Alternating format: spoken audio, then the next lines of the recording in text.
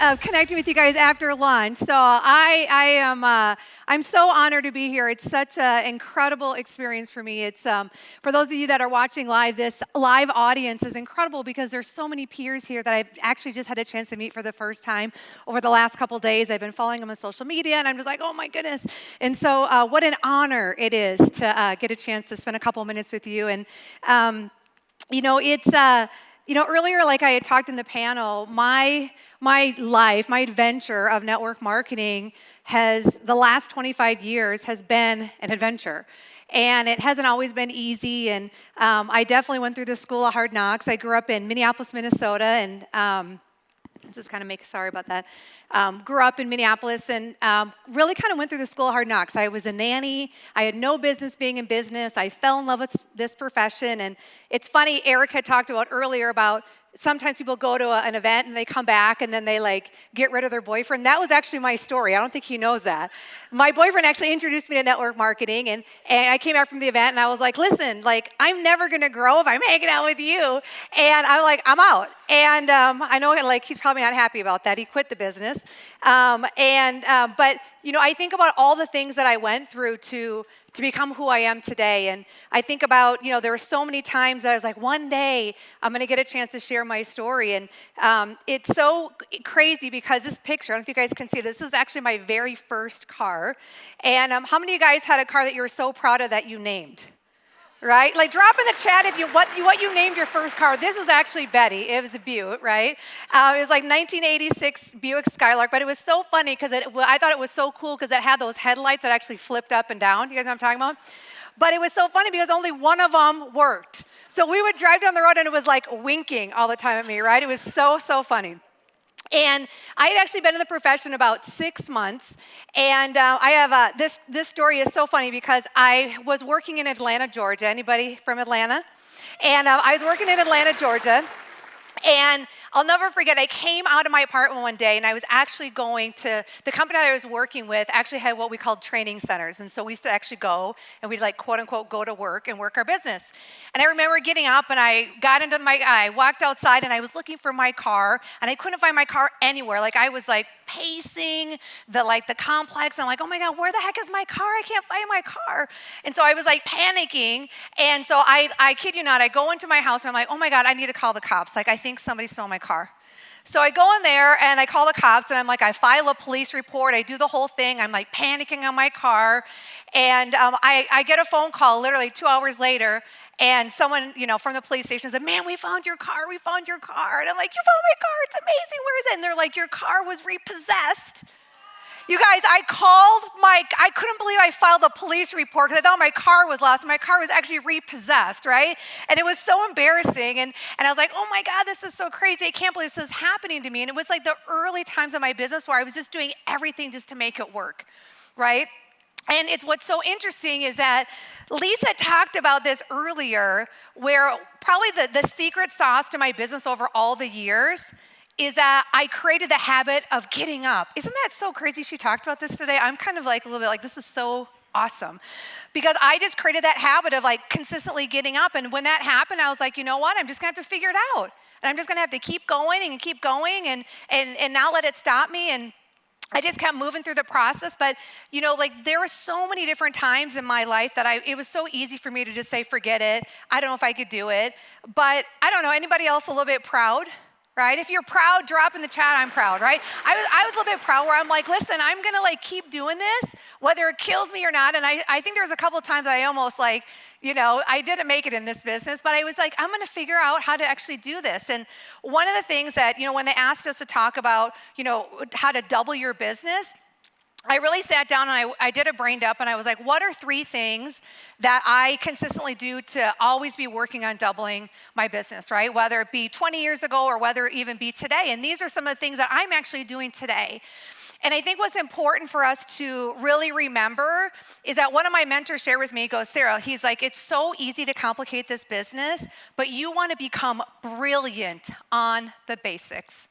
Brilliant on the basics, right? Master the mundane, right? Because that's the thing. And what happens is, a lot of times it happens, the longer that we're in this business, the more that we know, and that's not always that great, right? And how many of us found, like Eric talked about, sometimes we find ourselves getting bored at the business or being like, it can't be that simple, and we tend to overcomplicate it. And so one of the things that Tony and we've worked really hard at is keeping the business so simple that anybody can do it. So I want to give you guys 3 things we're going to talk about today. It's going to be super simple. We're going to talk about 3 things to double your business. Number 1, recruiting. Number 2, stories. And number 3, system. And these are things that Tony and we are doing every single day. We're doing right now as I'm sharing this. It's exactly what we do. And I think that for us, when we look at especially recruiting, like some of us, I don't know if you guys, some of you guys that are watching, maybe you've been stuck in your business, right? Maybe you haven't been able to recruit someone. It took me, guys, 2 years to recruit one person in my business. Someone needs to hear that today. 2 years to recruit one. And here I am today, okay? So it is so worth it. Just, you got to keep going, right? And some of you guys maybe hit a plateau. Some of you guys maybe have had some success, and maybe you're in what we call success coma, right? And understand, like, the way that our engine works in our business is it's that constant, like Eric talks about, continuously bringing in the next class, right? Continuously working on bringing in brand new people in this business. So, for us, I think about all the time I'm telling myself, like, I need to either be in launch mode or relaunch mode. And I think the beautiful thing about our business is that you can always press the redo button.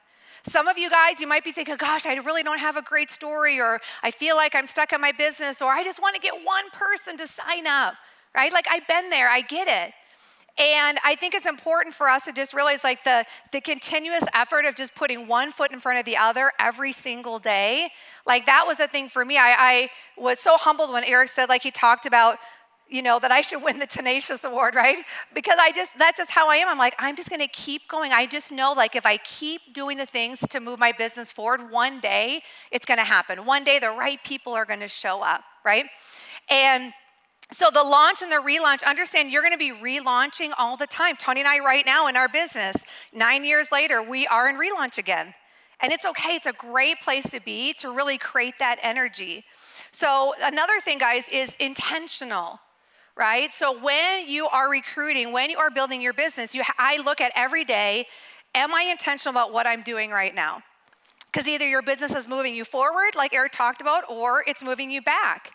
And so I know for most of us, like 99% of us, we're working our business part-time while we're raising kids, we're working careers, maybe we're going to college. So that time that we have, it needs to be super sacred in our business. So, I think it's important because I know that for myself, a lot of times, I felt like I was doing all these things, but I wasn't getting results. Right? How many guys have ever been there? You feel like you're like doing the do, right? And you're not getting those results. But you have to step back and look at those things that I'm doing. Are they intentionally moving my business forward? And a lot of times I found that I was doing busy work, right? Like watching a product video is not moving my business forward. Being on a team call isn't necessarily moving my business forward. It's the invites, the reach outs, the connections, the having the conversations, right? It's the 3-way chats. It's those things that are either going to result in acquiring a new customer, right? Or bringing a brand new distributor on board. So the question that I always ask myself, and I encourage you guys to do the same, is like, how intentional am I being about my business every single day? Am I getting on social media and am I scrolling aimlessly, right? What am I doing with my reach outs? Am I kidding myself that I'm actually making those connections? And, when we talk about like launch and relaunch, I think a lot of times people don't realize, like, launching is like all out launching, right? I mean, number 3 on this recruiting is grit. When my husband and I, when we first came on board our company 9 years ago, I mean, our first, probably 90 days, I'd say we talked to over 400 people. We recruited 50 out of those 400. Wasn't crazy numbers. But here's the thing I want you guys to understand is that the grit is so important in this business, because all 50 people that we brought on board, every single one quit. It don't matter though. Don't matter, right? Because I had the grit and I had the fortitude. We had the vision of like, this is where we're going. We cast our vision. We're like, we're doing this. like whether you're around or not, right? And they didn't, but what it helped me do is it helped me sharpen my saw and get good at inviting and good at creating conversations and good at follow-up, right? And so, right, it's important to have that grit. So I think too, I love so much about Eric talking about, the days of us like needing to have tough skin in this business is so real. Like it needs to be like the water off a duck's back. It needs to be like you need to have the attitude where you don't flinch on stuff, right? Because I see what is happening where a lot of people that are coming on board, like the minute someone says boo, they're like, I can't do this. I'm like, what are you talking about, right? So it's important to be like, how gritty am I? Like, don't be afraid to have that grit. Don't be afraid to like just have to power through that stuff, especially when you're launching and you're relaunching your business. So number 2, stories, okay? Stories are crazy important. This was probably the number 1 skill that I worked really hard on mastering because I felt like it was a skill that it was really fun to me. I became a story collector. To this day, I actually have 2 notebooks. I have 1 notebook. I actually have 2 journals of stories. And matter of fact, some of you guys in the room that I've met for the very first time today, in the last couple days, like I've written your story in my journal because I brought it. Because I collect stories, and everywhere that I go, I'm telling other people's stories. I'm telling product stories. I'm telling business stories. I'm telling background stories, right? Because here's the thing, the stories are what create value for people to say yes in your business. The stories are what move people to be like, I'm in, I want to do this, right? The fact that, you talk about your amazing product is great, but that's not what gets people fired up. It's the story piece, right? So I collect stories everywhere that I go. So I've got stories on product, and then I also have stories on people that are in my business. And so I have literally journals and journals and journals over the last 10 years of stories.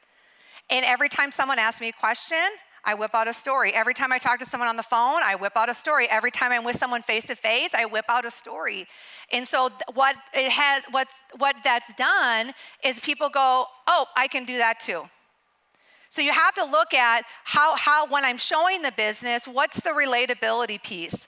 Are people going, I can do that? Or are people saying, oh, well, yeah, you can do that because you're you. If they're saying that, that means you're not telling enough stories that people can relate to. So for me, I always bring it back where I tell those stories. And I think too, guys, stories are easy for people to learn how to do right away, right? Think about it. Inviting, isn't that easy of a skill set? Follow-up, isn't that easy of a skill set? Closing, isn't that easy of a skill set? But how many of us think stories? They're pretty easy to tell. We tell stories every day. So help them learn how to tell the stories because that's what's going to give your people confidence. Because when they get confidence, guess what they do? They talk to more people. And when they talk to more people, they get more people to say yes. When they get more people to say yes, they have more customers, more distributors, right? They have more people that are ranking. And it's this amazing success cycle that just starts moving in your business based off of one thing, stories, right? So crazy important. So 3 types of stories we teach people how to tell. Number 1, when you're brand new, most of us were like, I don't have a story. And I'm like, don't worry, we got you. There's plenty that you can share, right? So we teach them how to tell their upline story, their sponsor story. We teach them how to, tell a cross-line story, right, early on. But also, guys, to be a great sponsor, for those of you that really want to be a great sponsor, you have to learn how to help your brand new person create their story yesterday. Every single day, Tony and I, we ask ourselves, whose story are we creating? Whose story are we creating? And that's a really important gauge for us because we know that we're only as good as the stories that we're helping create, right? So help them create that story. How fast can you help them create that story? Because again, that's what gives them the confidence. Because most of us, when we get in, I know some of you guys, when you got involved, you probably had some great confidence. I didn't, right? I had no business background. I didn't come from a place of learning how to work with people and develop people. Like that wasn't my skill set at all. So for me, like helping create my story was so, so important. So I always ask people, like within their first 30 days, you have to help them create a great story. You really do, as fast as possible. Number 3 is obviously then the team, right? Your story is awesome, but really here's the deal. I tell people what makes a great leader or what are all the stories that everyone else is sharing. That's what makes it awesome, right? When you're able to tell this person, this person, this person, this person on that's part of your team. So 3 stories: upline, right? When you're brand new, your own, right? And then number 3, your team is the most important. Then the last thing is system. This is important as well. Everything that we do, we're always focusing on, what is a system that we have in place that allows brand new people to win, right? Brand new people, they need to win right out of the gate. So thinking about the systems that you have, most of you guys are in great companies that have incredible systems that are in place, but this is kind of like the system in the system, right? So when someone is brand new, the very first thing you want to do is you want to help them get their first sale. Like, again, I'd rather have someone be thinking baby steps to help them get all these little wins, because what happens is kind of like a chain link, right? And the more that you can create these little wins, it creates a really strong chain link that can't be broken. So sometimes what happens is that we help some of these guys when they come on board, they have all these big goals, which are awesome. But what happens if they don't hit that goal? They get discouraged, right? How many of you guys have ever set a big goal and you're like, oh man, right? Or you have a brand new person that gets discouraged in 30 days. It's because we didn't do a good job of helping them manage their expectations. So every person that we bring on board, we want them to think big and have big vision? Absolutely. But I'm like, hey, I just want to help you get one sale, right? Stacy, I want to help you get one sale right away. Because then guess what happens? In their mind, they go, I can do this. This actually works, right? They feel that, they see that. And then from there, you want to help them get their first rank, right? And I know everyone has a little different opinions, but for us, we don't go right into the first rank. We just feel like it's just too much for people. Let's just spoon feed them right now till they start getting more and more courage and more confidence to start really getting after it, right? So first sale, and then after that would be the first rank, right? Whatever that looks like for you guys all have your first ranks in your company. And then number 3, right? Eric teaches us all core rank. So those stepping stones are what we do all day long. And what happens, guys, inside with that core rank is that you'll start having people pop. It'll be like, I tell people, your rank should be like popcorn. It should be like pop, pop, pop, pop, pop, all the way through. But it's only going to happen when you focus these 3 things. When you focus first sale, first rank, core rank, and then you just repeat the process, and it just goes over and over and over again. All right. So here's a cool story. I'm going to wrap up. But, it's so funny because, I think about the days of, again, it was 25 years ago, right? I think about the days of when my first car got repossessed. I was like, oh my gosh, what is happening? I was like, I don't know if I can do this business. Is this really for me? But I was too proud. So I was like, I'm going to make this work no matter what, right? I'm just going to figure it out.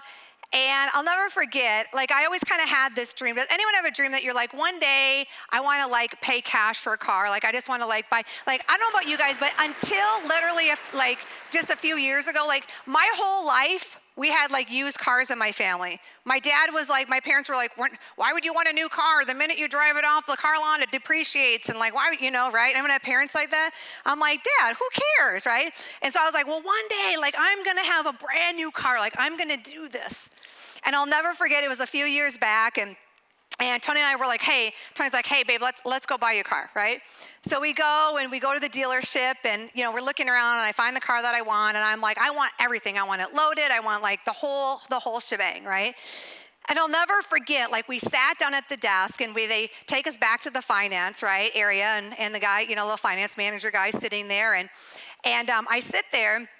And I literally, he's like, okay, well, how much is it? I'm like, okay. And I literally just scratch him a check, and I slide the check just across the desk, right? Let me tell you, that feeling was ridiculous. I just was like, okay, this is awesome. This feels good. I remember sliding, and I remember he stopped me, he looked up at me, and he was like, what do you do? And it was so funny because I was like, I'm just going to be funny with this guy. And I said, well, one of those deals where you recruit people and, people at the top make all the money. And he's like, yeah. And I'm like, well, I'm that girl. And he was like, oh, okay. And it was awesome. It was awesome. It was so cool. And he was like, oh, okay, wow, okay. And he's like, those things really work. I go, they really work. They really work, right? And it was such a great feeling because it was like my life had, like, as silly as it sounds, it kind of come full circle, right? There's so many, I mean, a car is wonderful, but obviously I met my husband and I have great kids, an amazing team and all that stuff. That means much more to me than a car does. But it was just that feeling to say, like, that accomplishment of, like, I did it, right? Like, I did it. And I just want you guys, for those of you that are brand new, maybe you're stuck, you're like, you spent your last dime to be, to pay for this training and you're here, like, I'm just here to say, like, you can do this thing. Like, you can do this thing. Like, is it gonna take hard work? Do you gotta, like, put your dues in? Do you have to maybe go through some stuff and get rid of some emotional garbage that we've been carrying around our whole life and we gotta drop it off and continuously grow? Yeah. But I look at the experiences and all the things that's happened in my life because of this business. Like, I look back, like, what would my life be like if I wouldn't have had all these incredible things, right, that have happened? And my life probably would have been pretty boring. Really, my life I wouldn't have been able to have just so many things that enrich my life in so many ways. And so I have a quote that I always read, and I want to encourage you guys that as you grow up in this business, as you get better, as you rank advance, as you start having success, the thing that I don't want you to never ever forget is don't ever forget where you came from. Every day I am so grateful for where I was. Every day I never forget to be humble. Every day I think about what does a brand new person feel like? Like, walk in their shoes, feel how they feel. And I promise you that is how you'll become a great teacher in this business, because people, they go, she gets me, he gets me. Like, I understand that. And so the quote that I want to read you guys is exactly how I feel every day. It says, and when you get to where you're going, turn around and help her too. For there was a time not long ago when she was you. Thank you very much.